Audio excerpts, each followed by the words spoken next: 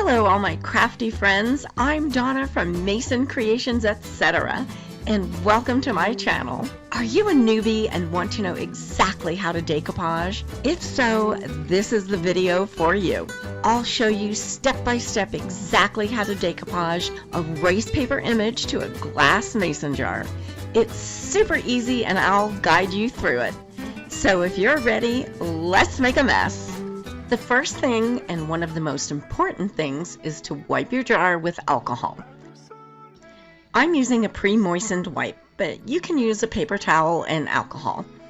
It's important that your jar be clean and free from dirt and fingerprints. I'm going to give the entire jar a coat of Polyvine multi-surface lacquer in a dead flat finish. This will need to dry for 1 to 2 hours. It will need a second coat, but make sure you wait the full 2 hours before recoating. After the second coat is on, wait another 2 hours. This product is amazing and is designed as a primer for any surface. It gives the paint something to adhere to. Without this product as a base coat, your paint would scratch right off the jar. So don't eliminate this step. I'm not painting it on the threads of the jar. Any paint on the threads will hinder the lid being screwed on and off. If you plan on leaving the jar open and not using a lid, then you'll want to paint this and your paint all the way to the top. This product and all the products I'll be using today came from my favorite place for craft supplies, decoupagenapkins.com, and I'm going to tell you all about them in just a minute. I'm going to give the jar a coat of Dixie Belle white chalk paint. I'm using a brush to get into the hard to reach areas. If you don't wish to see the captions, you have the ability to turn them off. Tap your screen, go into the settings icon in the top right corner, click on captions, then turn off captions.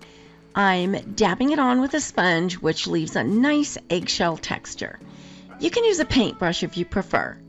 I'm going to give it 2 coats of paint, letting it dry for an hour between coats. If you use a paintbrush, you may need to add an additional coat of paint because the sponge delivers a little thicker coat than a paintbrush does. Whenever you decoupage, you'll want to paint the background a light color, such as white, cream, or off-white. Any dark colors will be seen through the rice paper and make your image look drab or muddy. If you're enjoying this video, please let me know by hitting that like button. And why not share this with a friend? Thanks for doing that. Look at this gorgeous rice paper. I love the lavender with all the little bees. I'm going to separate the picture I am going to use from the sheet. Water makes the paper easier to tear, so I'm using a water brush to outline the image, and then I'll tear off the picture that I want. You always want to tear your paper instead of cutting it with scissors. It's much easier to blend the rice paper with a torn edge versus a cut edge. I'm also removing some of the background around the image. The less background, the better for a great looking outcome.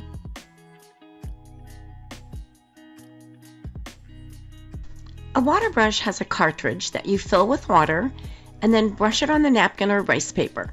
The water dispenses easily, so this is really convenient.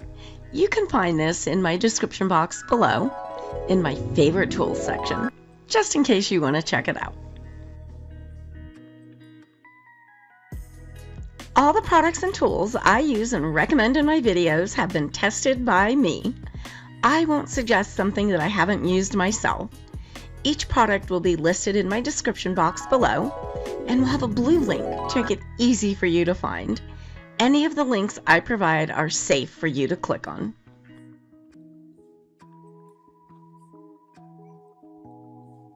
The jar is rounded, so I'm adding some lengthwise tears in the paper so it will lay flat on the jar.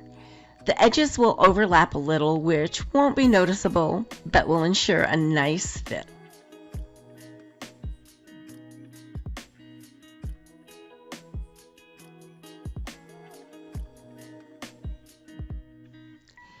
If you'd like to be notified anytime I upload a new video, click the bell.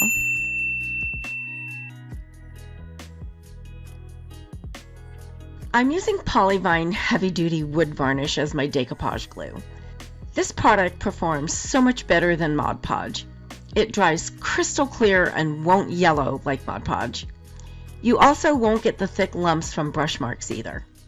Polyvine makes several different formulas, and this one is heavily resistant to moisture and heat, which makes it perfect for projects that will be exposed to water and heat.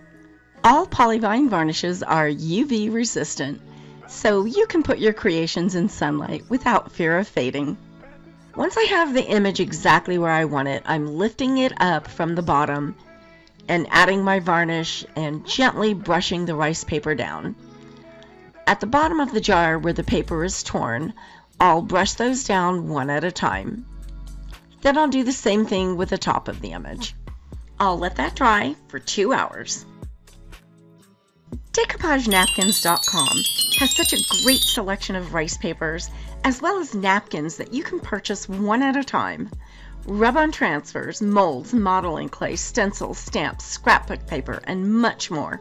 Over 7,000 products. They carry 3 lines of paint: Dixie Belle chalk mineral paint, clay mud paint, and Pentart paints, and a wide range of colors. They are wonderful to work with and send out their orders fast.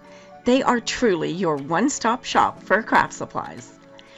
They offer several automatic discounts when checking out on orders over $50, $75, and $125. Subscribe to their newsletter by entering your email address, and you'll receive 10% off your next order. Make sure you check them out. I'll leave you some links in my description box below. I'm using the Polyvine Heavy Duty Wood Varnish as my varnish as well as decoupage glue. I'm going to give it 3 coats for a nice, durable, shiny finish. I'm using the satin finish, but if you don't want to shine, they have a dead flat available. This will need to dry 1 to 2 hours between coats. Allow your project to cure for 48 hours before use. I'm using a special paintbrush that is made by Polyvine specifically for their varnishes. It's wonderful and spreads the varnish out nicely, eliminating brush marks. I'm adding a twine bow around the neck of the jar and a soap pump lid. This just turned out so cute. If you have any questions about any of the processes I used today, you can send me a comment or an email. I answer all questions and comments.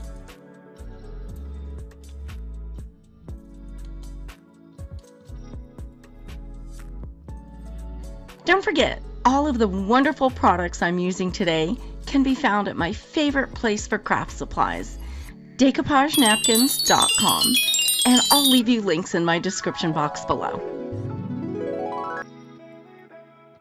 I put together a playlist of some other tutorials you may enjoy.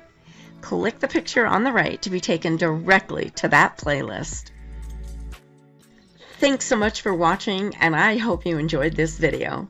Don't forget to subscribe by clicking my picture in the top right corner so you don't miss any future videos.